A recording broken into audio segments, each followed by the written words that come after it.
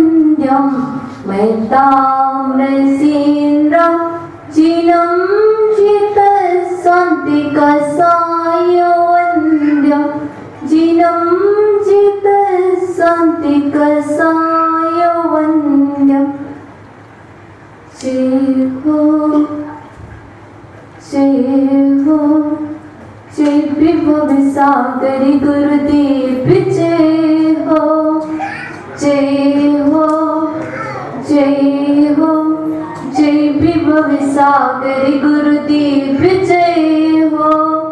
गुरु से बढ़कर कौन है संसार में, गुरु से बढ़कर कौन है संसार में।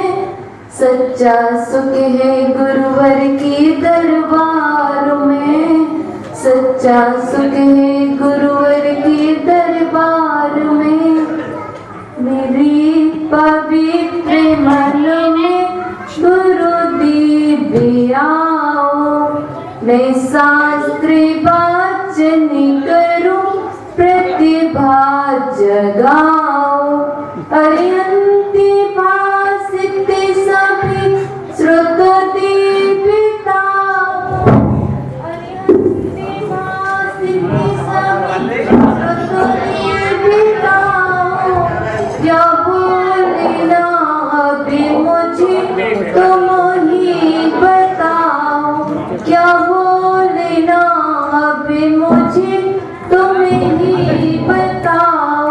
बोलिए अनंतानंद सिद्धि परमेश्वरी भगवान की, बोलिए देवादिदेवी कुंजन चंदा प्रभु भगवान की, बोलिए देवादिदेवी कुंजन पार्षद भगवान की, बोलिए परम पूजनीय आचार्य व शिक्षक विराट सागर जी महाराज की, बोलिए सारस्वत कवि नई चक्रवर्ती माम गुरुवर आचार्य व शिक्षक विभव सागर जी महाराज की, दस लक्षण महापर्व की, उत्तम ब्रह्मचर्य धर्म की।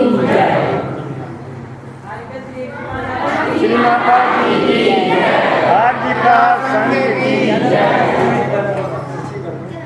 सही सेट कर।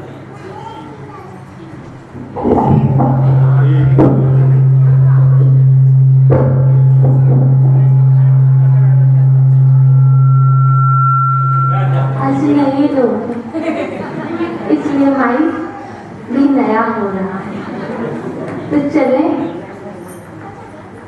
प्रिय आत्मन ही माँ चिन्वाणी जग कल्याणी अरिहंति भासित सिद्ध सिद्धित आश्चर्य आचरित उपाध्याय उपासित सर्व साधु साधित जीव तत्व प्रबोधिनी अजीव तत्व विवेचनी सर्वाश्रव निरोधिनी कर्म बंध विमोचनी संबर पद प्रदायिनी निर्जरा निर्झरणी मोक्ष महल धारिणी हे मां जिलवाणी तेरी जय हो सदा विजय हो।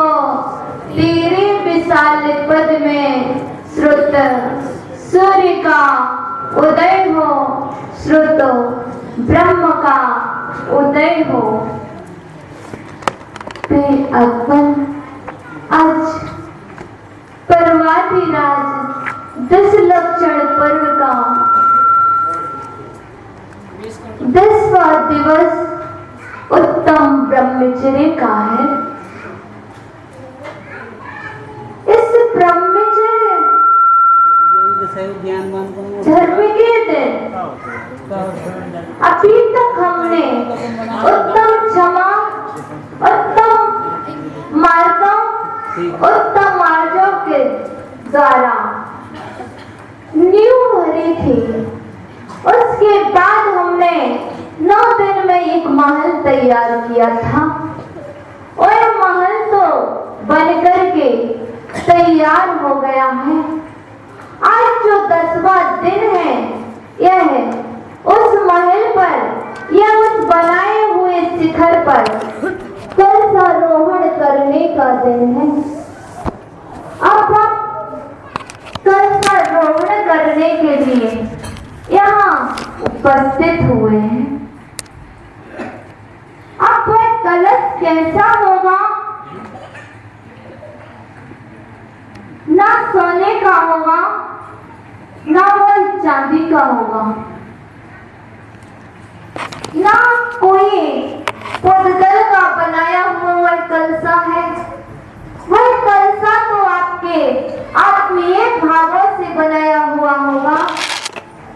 और उसके लिए आज जो 10वां दिन उपस्थित हुआ है, वह है उत्तम ब्रह्मचर्य।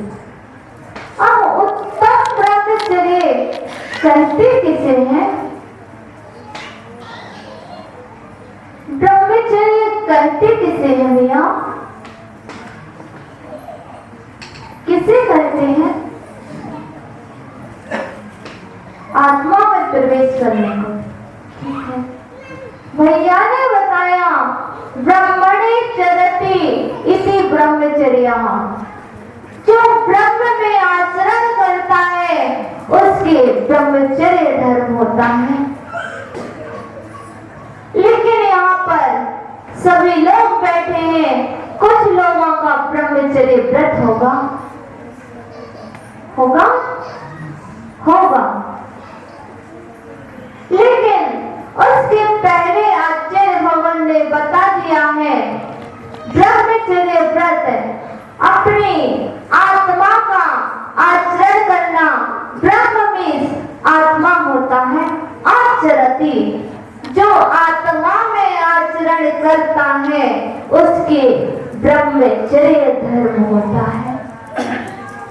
लेकिन उस आत्मा का आचरण करने के लिए, उस आत्मा में प्रवेश करने के लिए आचार्य भगवान ने ब्रह्मचर्य व्रत के पालन हेतु 5 भावनाएं कही थी।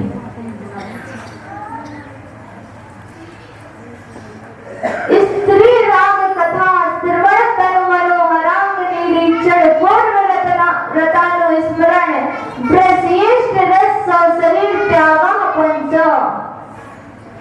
तत्काल सूत्र के 7वें अध्याय में आचार्य भगवान और स्वामी महाराज ने ब्रह्मचर्य व्रत के पालन हेतु 5 भावनाएं कही। और आप लोगों की जो मान्यताएं हैं कि स्त्री का त्याग कर देना और स्त्री के लिए पुरुष का त्याग कर देना ब्रह्मचर्य व्रत है। इतने मात्र का त्याग करना ब्रह्मचर्य व्रत नहीं है।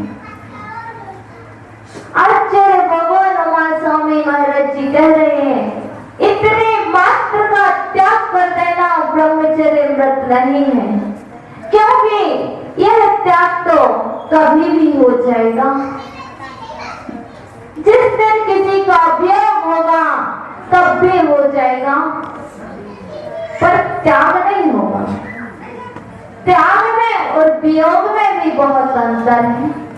लेकिन हमें अपनी आत्मा में प्रवेश करना है उसके लिए हमें स्त्री का त्याग करना पड़ेगा और स्त्रियों को पुरुष का त्याग करना पड़ेगा। उसके बाद उसके सुरक्षित रखने के लिए हमें 5 भावनाएं बताई है पूज्य आचार्य भगवान ने। उनके मनोहर अंगों को नहीं देखना, उनकी तस्वीर को नहीं देखना, स्त्री राग कथा उनकी कथाओं को नहीं सुनना।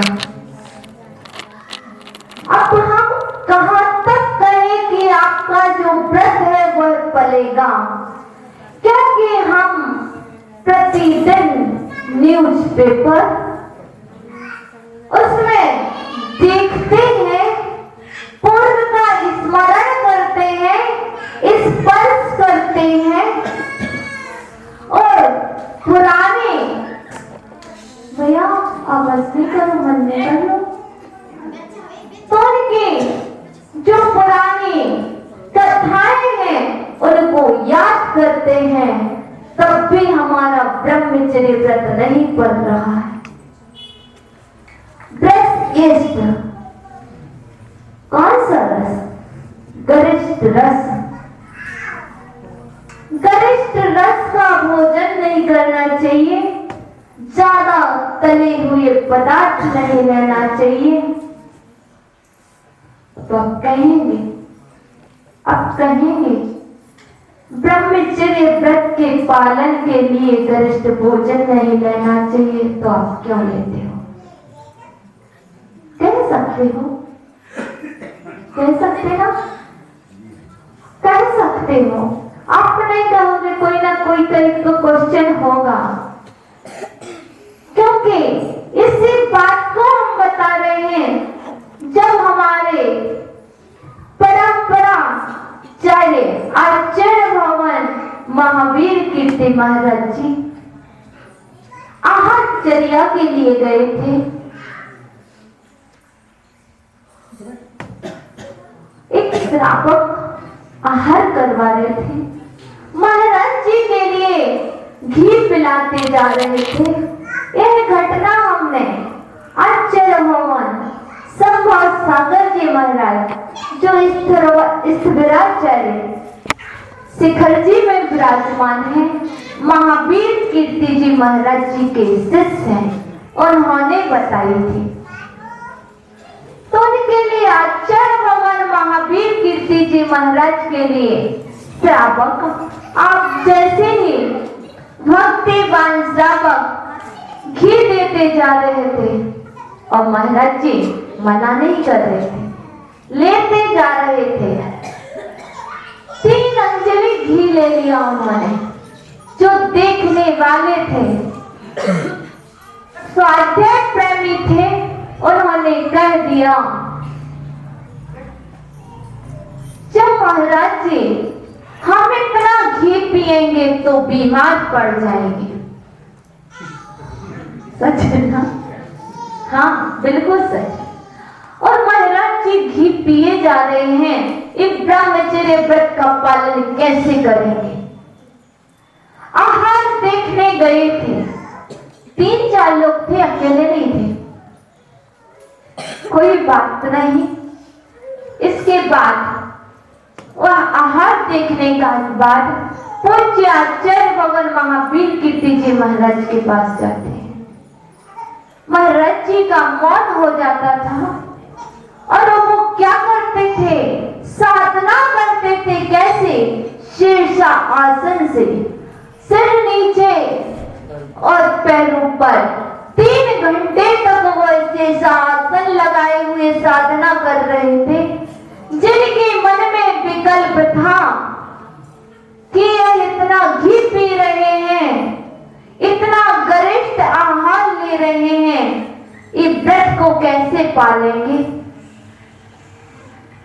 तो इससे उनका जो क्वेश्चन था उसका समाधान जब पूज्य आचार्य भगवान महावीर कीर्ति जी महाराज 3 घंटे बाद अपने स्थान पर वापस आते हैं तब वह तीनों भक्त पूज्य गुरुदेव के पास जाते हैं और क्या उनकी चरण पकड़ लेते हैं।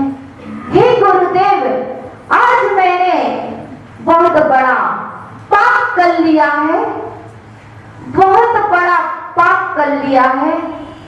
आप तो आहार कर रहे थे, हमें पुण्य का संचय करना था, हमने पाप का वध कर लिया है। लेकिन आपको बता दें इससे, आप जो भोजन करते हैं, आप जो भोजन करते हैं वह शरीर के पोषण के लिए करते हैं, विषय कषायों के सेवन के लिए करते हैं। जो हमारे गुरुजन होते हैं वह साधना के लिए भोजन करते हैं, क्योंकि हमें नहीं पता कि गरिष्ठ भोजन क्या होता है। हमने तो पूज्य गुरुदेव से पूछा है, आचार्य भवन गरिष्ठ भोजन क्या होता है? पूज्य गुरुदेव ने हमें आज तक नहीं बताया। उन्होंने यही कहा है, बेटा जो मन करे वही लेना, क्योंकि उनको पता है आपका जो आहार है वह शरीर के पोषण के लिए नहीं है, वह तो साधना के लिए है। यदि आप भोजन ही नहीं करेंगे, आहार भी नहीं करेंगे, तो साधना कैसे कर पाएंगे?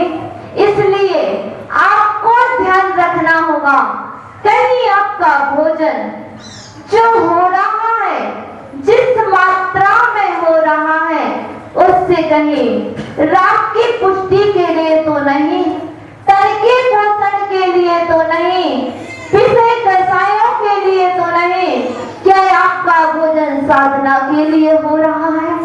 यदि वह भोजन आपका साधना के लिए नहीं हो रहा है तो ब्रह्म को कैसे पा पाओगे? आप लोग कहते हो बेसन के लड्डू ले लो, बहुत गरिष्ठ हुआ करते हैं, बहुत। यदि कोई भी बेसन का लड्डू ले ले और फिर इसके बाद उसको सुला दिया जाए तो 3 घंटे तक सोता रहेगा। एक पक्का प्रैक्टिकल है भैया, पक्का वाला, क्योंकि इस चीज को तो हमारे गुरुदेव ने एक बार हम लोग ने गलती से चला दिया। कोई बात नहीं, तो वह बहुत प्रमाण आलस पैदा करता है। इसलिए ऐसा गरिष्ठ भोजन भी नहीं लेना चाहिए। भैया नहीं गिरेगा, नहीं गिरेगा। तो बात चल रही ब्रह्म को पाने की। अब एक ब्रह्म ऐसा नहीं, आप भगवान को पूज रहे ना, भगवान को पूज रहे नहीं, जिन गुणों से भगवान ने ब्रह्म को पाया है, जिस आत्म तेज के द्वारा भगवान ने ब्रह्म को पाया है, आप उन गुणों को पूज रहे हैं, भगवान को नहीं पूज रहे। ये भगवान प्रतिमा अष्ट धातु की है, आप धातु को नहीं पूज रहे हैं। यह तो भगवान आपके लिए साधन है। साधन किसके लिए? साध्य को पाने के लिए। यह प्रतिमा आपके सामने है, यह प्रतिमा को आप नहीं पूज रहे हैं, आप तो उनके गुणों को पूज रहे हैं। और जिन कौन से गुणों को? जिन आत्म तेज के द्वारा भगवान ने सिद्ध पद पाया है, उस आत्म तेज को पूज रहे हैं। आप सोच रहे होंगे हम अच्छा भोजन करेंगे तो हमारे कांति बढ़ जाएगी, हमारे शरीर में तेज आ जाएगा, तो यह संभव नहीं है। यदि आपके शरीर में कांति और तेज चाहिए है तो वह आएगा ब्रह्मचर्य व्रत से। और ब्रह्मचर्य व्रत ऐसा ही नहीं है, और ब्रह्मचर्य व्रत का पालन करने वाला जीव सभी से पूज्य माना जाता है, सभी से श्रेष्ठ है। उस ब्रह्मचर्य व्रत की पूजा देवतागण स्वर्ग में विराजमान है, लेकिन आपके ब्रह्मचर्य व्रत को पूज रहे हैं। अभी आप देख लेना, आचार्य भगवान अमृतचंद्र स्वामी ने कहा है, कुमारी ब्रह्मचर्य नमः। जिन्होंने कुमार अवस्था में ब्रह्मचर्य व्रत को धारण कर लिया है, उसके लिए आचार्य भगवान अमृतचंद्र देव नमस्कार कर रहे हैं, कुमारी ब्रह्मचर्य नमः। क्योंकि आपको पता होगा, आपके आदिनाथ भगवान, आपके, हमारे नहीं, आपके आदिनाथ भगवान 1000 वर्ष तक साधना करते रहे ना, पर केवल नहीं पा पाए। लेकिन मल्लीनाथ भगवान बाल ब्रह्मचारी थे, उन्होंने मात्र 6 दिन में केवल को पा लिया और मोक्ष चले गए। इसलिए सबसे पहले तो यही है ब्रह्मचर्य व्रत। लेकिन कैसे? अब आपकी शादी हो चुकी है, तो फिर कैसा व्रत? कैसा व्रत? सौदान संतोष व्रत।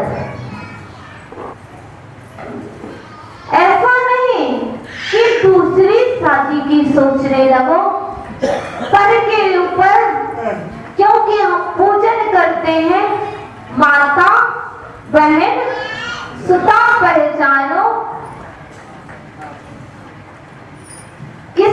किसको पहचानना है? ये सब कौन बैठे हैं?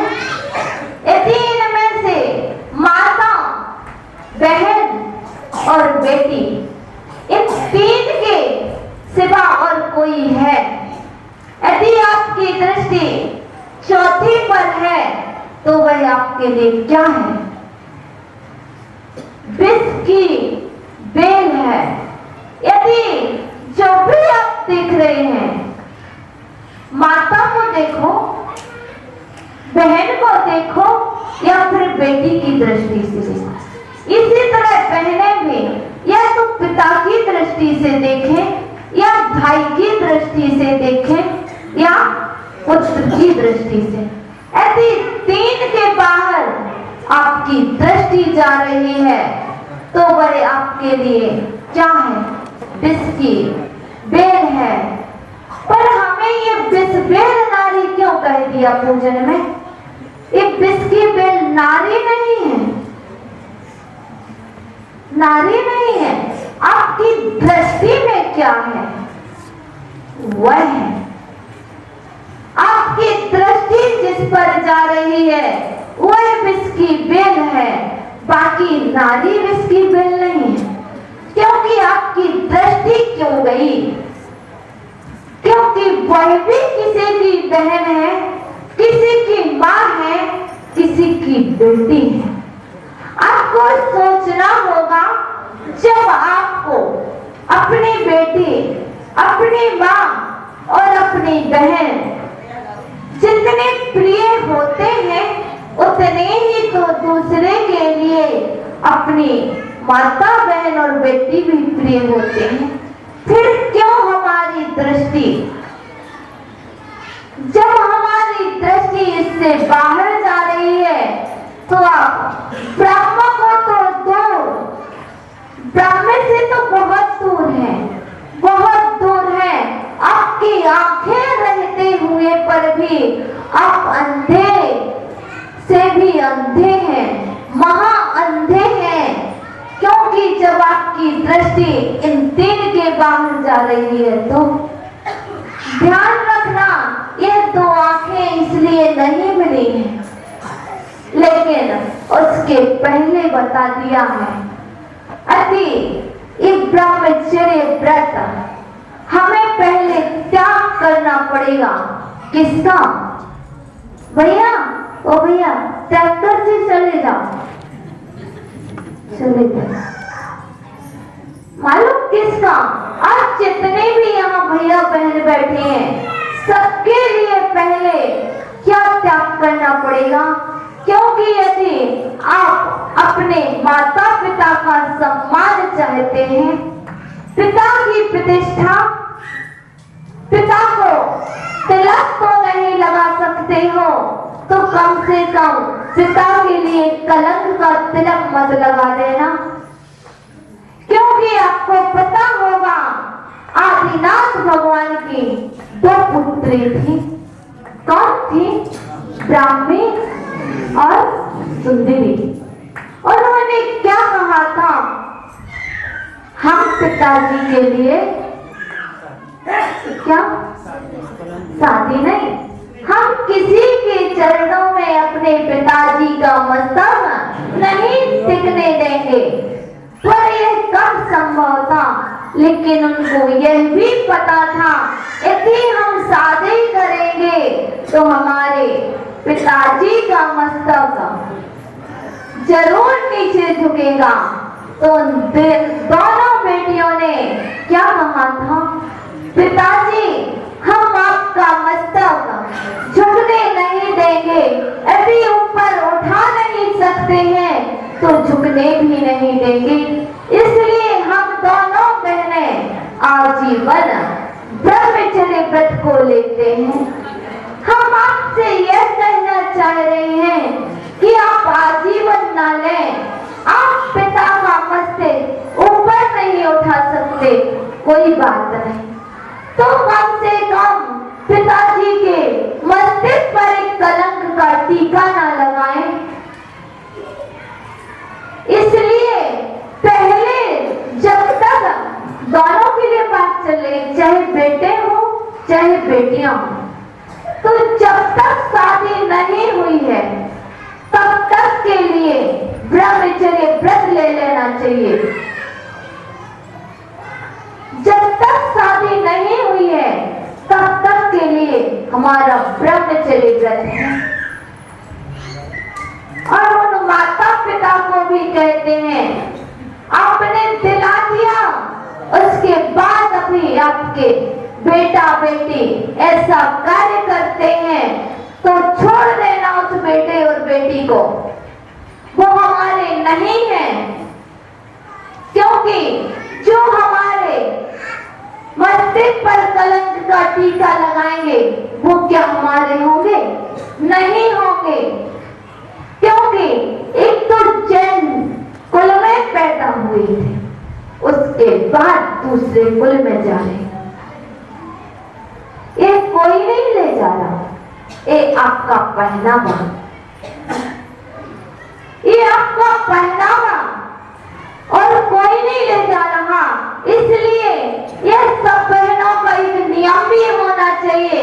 यदि अपने सील की सुरक्षा करना है, अपने माता पिता का नाम ऊपर करना है, तो जींस और टॉप पहनकर मंदिर में नहीं आना चाहिए।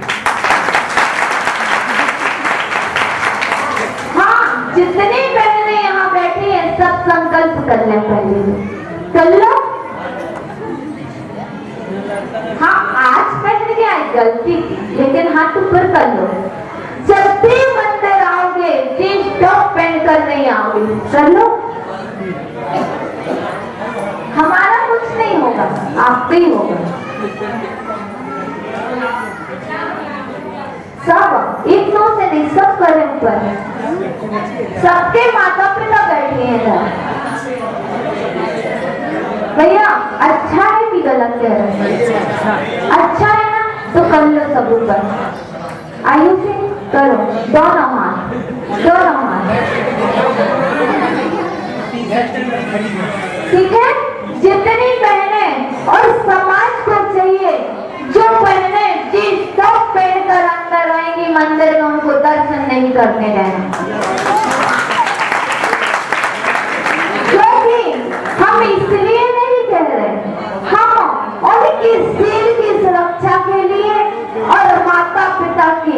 सम्मान के लिए कह रहे हैं, ना इसमें आपका कुछ नहीं जाएगा। आपके माता पिता का नाम डूबेगा, कुल का नाम डूबेगा और जैन धर्म बदनाम होगा, जैन समाज का नाम बदनाम करोगे। इसलिए आपको चाहिए है आज से जब तक शादी नहीं हुई तब तक ब्रह्मचर्य व्रत का पालन करेंगे और मंदिर में जींस टॉप पहनकर आएंगे, नहीं आएंगे, ठीक है ना? हाँ, और हमारे भैया को भी चाहिए है जब तक उनकी शादी नहीं हुई है तो वह भी ब्रह्मचर्य व्रत का पालन करेंगे। दूसरी बात, हम यदि शादी करेंगे तो जैन कुल में करेंगे। और आपको विशेष बता देते हैं समाज के लिए, यदि हमारी समाज में अगर शादी होती है, अगर कास्ट की महिलाएं आती हैं तो उनके लिए मंदिर में प्रवेश आपके ऊपर है, लेकिन ना चौका लगा पाएंगे वह, ना कभी मारने पर जो आ चुके हैं वह द्रव्य चढ़ा सकते हैं। स्पष्ट आज हम आपको बता देते हैं क्योंकि सभी लोग उपस्थित हैं, क्योंकि जो एक बार ऐसा कर लेता है उनका कुल हमेशा के लिए अपवित्र हो जाता है। आप लोग ध्यान रखना, यदि शादी नहीं हो रही कोई बात नहीं, ब्रह्मचर्य व्रत ले लेना, लेकिन जीवन भर के लिए ऐसे हाथ मत धो लेना कि मंदिर से भी चले जाओगे, समाज से भी चले जाओगे, आहार दान देने से चले जाओगे। इसलिए बहुत संभल के रहना और ये बेटियां भी संभल के रहें, कहीं ऐसा ना कर बैठे अभी तो माता पिता साथ हैं, कल हमेशा के लिए दूर होना पड़े। इसलिए यह पश्चात सभ्यता जो चल रही है, यह आपका पहनावा, यह आपके सील का घातक है, आपका घातक है, आपके परिवार का घातक है। और आपको पता होगा स्वास्थ्य विज्ञान में, स्वास्थ्य विज्ञान के मंत्री ने भी कहा है यदि हमें जीना है तो धर्म के साथ जियो। यदि जीवन में स्वस्थ रहना चाहते हो तो ब्रह्मचर्य के साथ स्वस्थ रह पाओगे। यदि आप ब्रह्म का सेवन करोगे तो मरणासन अवस्था होगी, आप जल्दी मरण को प्राप्त हो जाएंगे। इसलिए यह ब्रह्मचर्य व्रत सबसे पहले तो हमें, क्योंकि आचार्य भगवान विशुद्ध सागर जी महाराज ने अपने प्रवचन में कहा था, हमें याद है जब हम उनके प्रवचन सुनते थे सबका, और उन्होंने कहा था जो बहनें जींस और टॉप पहनती हैं और जो भैया लोग महिलाओं का श्रृंगार करते हैं वह कुछ नहीं आगे कौन से जगह जाने की तैयारी कर रहे हैं। नपुंसक लिंग में वो पहुंच जाएंगे। इसलिए यदि कोई से पेट का बंद होगा तो ये आप सब लें, क्योंकि ये पहनावा ही आपको ले जाएगा, क्योंकि आत्मा का कोई लिंग नहीं होता। इसलिए कहते हैं लोग, हमें बताना ही क्वेश्चन पूछ रहे हैं, हम कौन है, स्त्री है कि पुरुष? किसने कहा?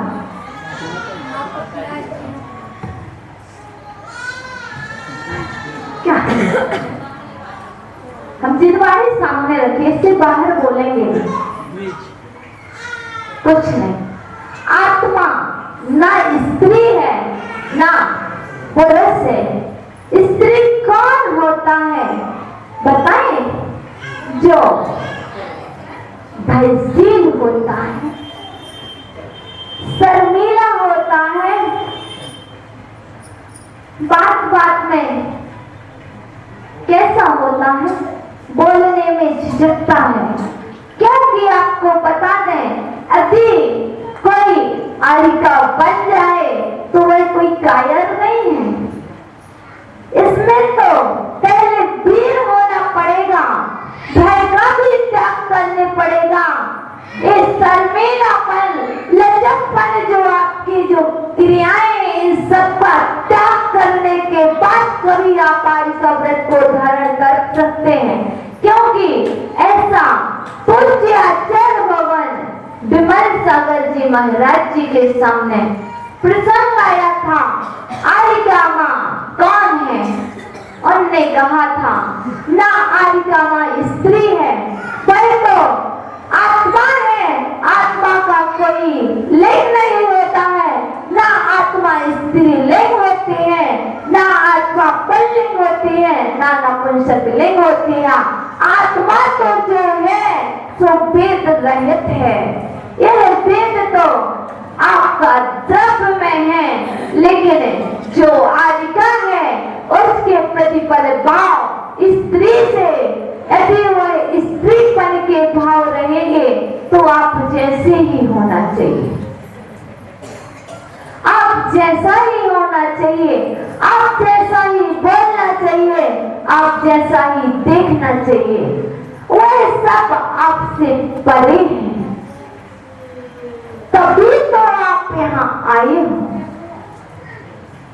आपसे परे हैं, तभी तो आप यहाँ आए हो, और तभी आप कहीं आपसे आगे तो होंगे, तभी तो आप हमारी बात को सुन रहे हैं। इसलिए यदि आपको इस ब्रह्म को पाना है, किस लिए? तो पहले किसका त्याग करना पड़ेगा? इन सब बाह्य चीजों का त्याग करना पड़ेगा जो आपको सुरक्षित नहीं रख रही हैं। और वह श्रृंगार किस लिए? आलिका माँ कोई श्रृंगार नहीं करते, सात्विक जीवन जीते हैं, साध्वी है, सात्विक जीवन जीते हैं। और सात्विक जीवन से किसी को इसलिए प्रेरित नहीं करते, धर्म से लगाने के लिए प्रेरणा करते हैं, अपने ऊपर आकर्षित करने के लिए किसी को प्रेरणा नहीं देते। ना आपके लिए कोई ऐसे गाने सुनाते हैं, ना कोई भजन सुनाते हैं, क्योंकि जो हमारे साधु होते हैं उनके यहाँ गाने का पूर्ण रूप से त्याग होता है, जिससे उनके ऊपर कोई आकर्षित हो, इसलिए वह गाते नहीं है। वह तो जिनवाणी माँ का गुणगान करते हैं। अब तुम आकर्षित हो रहे हो तो हो जाओ, आपको भी अपना जैसा बना देंगे, आपको अपना जैसा बनाने का प्रयास करेंगे, पर आपके जैसे स्वयं नहीं होंगे। इसलिए यदि आपको अच्छा बनना है, यदि हमारे जैसा बनना है, तब तो आप हमारे पास आओगे। यदि नहीं बनना तो बाहर बहुत सारा स्थान है, बहुत सारे लोग हैं, उनके पास जाओगे। ध्यान रखना भैया, आप लोगों का पूरा नियम है यहाँ पर लगा लेना एक कार्ड कि कोई भी बहने जींस टॉप पहन कर नहीं आएंगी, और जब भी मंदिर में प्रवेश करेंगे पहले सिर ढककर जाएंगी, सिर ढककर ही दर्शन करेंगे। क्योंकि हमें पता है जब भी अपन गुरुद्वारा जाते हैं, आपको पता है? नहीं पता। गुरुद्वारा की एक विशेषता होती है, चाहे कोई भी हो, पहले सिर पर पल्ला होना चाहिए,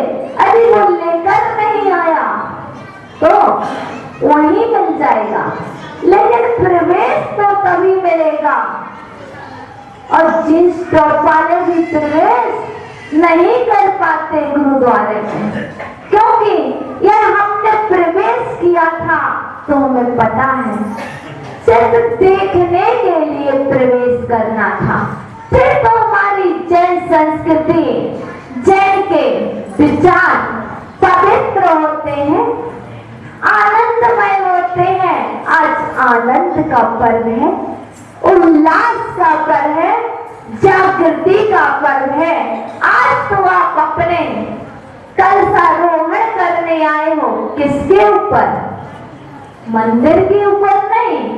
9 दिन तक आपने महल बनाया था, आज आपको उस महल के ऊपर, उस चेतना के ऊपर वही कलशा आरोहण करना है जो आपको ऊपर ले जाए, इसलिए आ जाए।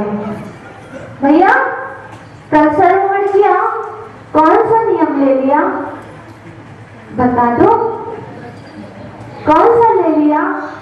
आज जितने भी माताएं और बहनें बैठी हैं, जाने से पहले सुनते जाए, उनका भी एक व्रत है, सौदार संतोष व्रत। यदि हम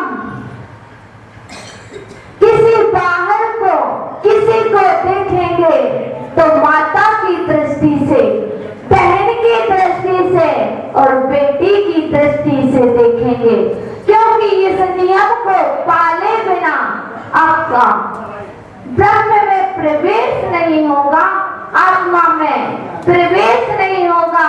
इसलिए आपको यह नियम सबने ले लिया ना।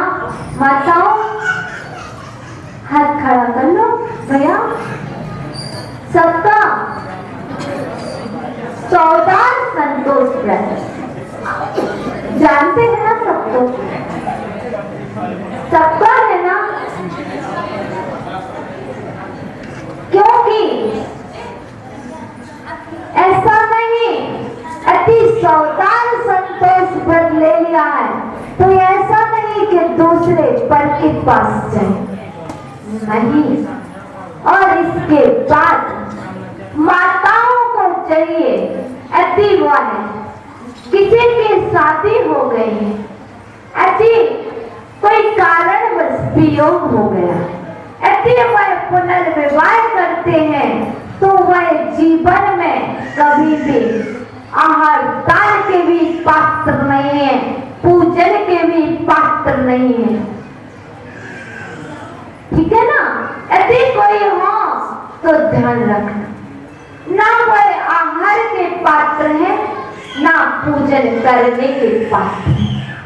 इसलिए अपने जीवन में कैसा सीता के जैसा बनना, अंजना के जैसा बनना, उन पूज्य पुरुषों को, उन महासतियों को याद कर लेना। और आप लोग भी रावण जैसे नहीं कि 96,000 रूपवती स्त्रियां होने के बाद सीता माता के ऊपर दृष्टि डाली थी, इसलिए रावण नहीं बनना है, आपको तो वितरागी राम बनना है, उनका आचरण करना है। तो ध्यान रखना माताएं भी, कहीं ऐसा नहीं कि वो कोर्ट में क्या होता है, नहीं, जब वो तलाक होता है, इसके बाद दूसरा विवाह कर ले, दूसरी शादी कर ले, यदि ऐसा हो रहा है तो वह ना आहार देने का पात्र है, ना पूजन करने का पात्र है। इसलिए ध्यान रखना, यदि ये ब्रह्मचर्य व्रत जीवन जीने के लिए है, जीवन में सम्मान पाने के लिए है, माता पिता का कुल ऊपर करने के लिए है। आप किसकी जैन कुल की राजधानी में उत्पन्न हो गए हो, छने पानी में पैदा हो गए हो, दया के आंगन में आपका जन्म हो गया है, तो अब आप ऐसा ना करो कि आपको कीचड़ में पैदा होना पड़े और वह कीचड़ क्या है आप जानते होंगे, क्योंकि हमें एक बात याद आती है, वो कहीं की नहीं है, राजस्थान की ही बात है, कोटा जैसे शहर की है। एक बेटी बहुत अच्छे परिवार की, जैन कुल की, वह बेटी माता पिता से बात ना मान करके उसने शादी कहाँ की कि आज वही उसको क्या बनाना पड़ता है, जो आपके यहाँ परसों त्योहार पड़ा था अदर का, उस कास्ट में वो चली गई। पर्यूषण पर्व के दिन आते हैं और कभी भी कोई भी दिन आए तो उसको दिन और रात एक ही काम करना पड़ता है, क्योंकि यह आपको पता होगा जो मुस्लिम लोग हैं इनके लिए तो पेमेंट मिलता है कि कोई हिंदू लड़कियों को अपना बनाए, उनको कम नहीं 5-5 लाख रुपए मिलते हैं। इसलिए और वो ऐसा नहीं कि रखे रहेंगे, छोड़ भी देंगे, लेकिन इसलिए कोई बेटियां ऐसा ना कर पाए, क्योंकि और यदि करें तो माता पिता को पहले ही चाहिए चले जाओ, आज से हमारा घर के दरवाजे बंद हो गए, कोई दरवाजे नहीं खुले, समाज के भी दरवाजे बंद हो जाएंगे, परिवार के दरवाजे भी बंद हो जाएंगे, क्योंकि आपकी भवितव्यता आप जाने, आपको कोई पूर्व पुण्य के उदय से यह जैन कुल मिल गया था। अब आप कैसा कर रहे हैं यह आपके ऊपर है। यह ब्रह्मचर्य व्रत अपनी आत्मा में वास करने के लिए है, अपनी आत्मा को पहचानने के लिए है। आप सब हो सकेगा तो ब्रह्मचर्य व्रत का यथायोग पालन करेंगे।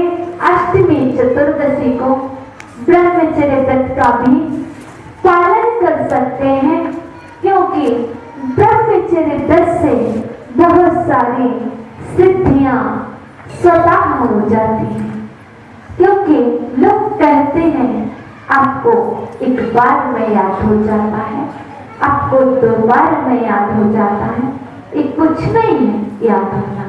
ये तो सब ब्रह्मचर्य व्रत को जितने उत्कृष्ट रूप से पालोगे उतनी सिद्धियां स्वतः हो जाएंगी, उतनी बुद्धि का विकास स्वतः हो जाएगा, और आपको यह पूजन का फल विशेष अनुष्ठान करना है। तो सबसे पहले है उस विशेष अनुष्ठान के दिन कि हम ब्रह्मचर्य व्रत का पालन करेंगे। 10 लक्षण महापर्व आए हैं, हम 10 ब्रह्मचर्य व्रत का पालन करेंगे।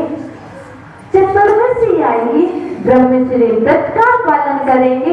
यदि ऐसा करते करते आप जीवन व्यतीत करोगे तो एक दिन वही भी दिन आ जाएगा कि आप 365 दिन का ब्रह्मचर्य व्रत ले लेंगे और उस व्रत को पा पाएंगे।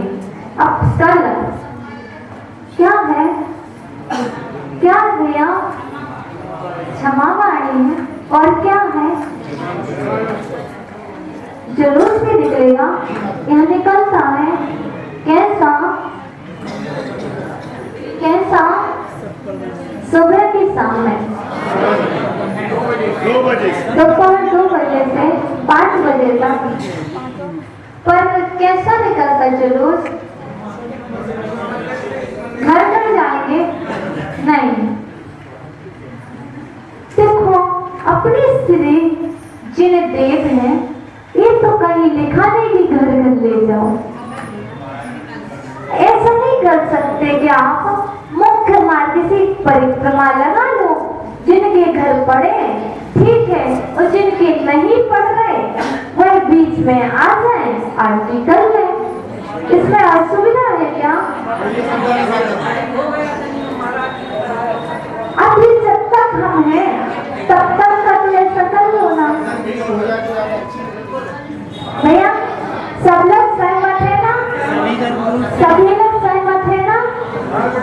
हम सबका परामर्श जो होगा वही करेंगे, अपने अनुसार कुछ नहीं करेंगे। सब सही बात है। तो कल का अपना जुलूस कैसा निकलेगा? मुख्य मार्ग से डबल नहीं होना चाहिए। एक बार राउंड लगा तो पूरी परिक्रमा के साथ मंदिर पहुंच जाना चाहिए। और दूसरा, कल कैसे आओगे आप? ड्रेस में कैसे? देखो, महिलाओं के पास महिला मंडल की ड्रेस होगी, तो सभी महिलाएं अपनी महिला मंडल की ड्रेस में, और आप सभी के पास भाई कुर्ते पजामे होंगे, भाई ड्रेस होगी जो भी हो।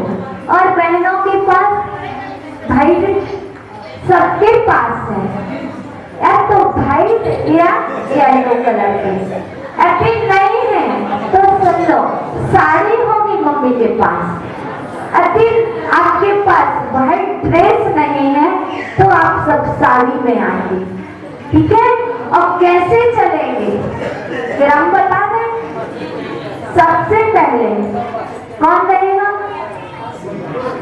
नहीं, सबसे पहले बैंड वाले रहेंगे ना। फिर उसके बाद नहीं, भजन मंडली, ध्वजा वाले। उसके बाद भजन मंडली नहीं, उसके बाद युवा लोग की टीम रहेगी। सिर्फ पूरी नहीं, सिर्फ 10 युवा। कैसे? और लाइन से चलना हुआ, ऐसे नहीं हाथ पकड़ के, एक यहाँ पर एक यहाँ पर, बीच का स्पेस पूरा खाली रहना चाहिए।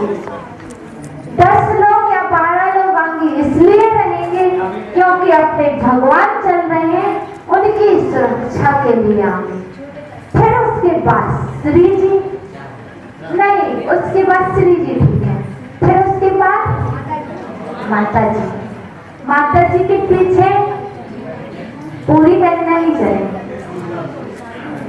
जो सिर्फ भाई ड्रेस में आएंगी वही बहन हमारे पीछे, ठीक है? उसके बाद भजन मंडली, उसके बाद आप सब लोग कुर्ते पजामे वाले, फिर उसके बाद भजन तो श्री जी के आगे होगा।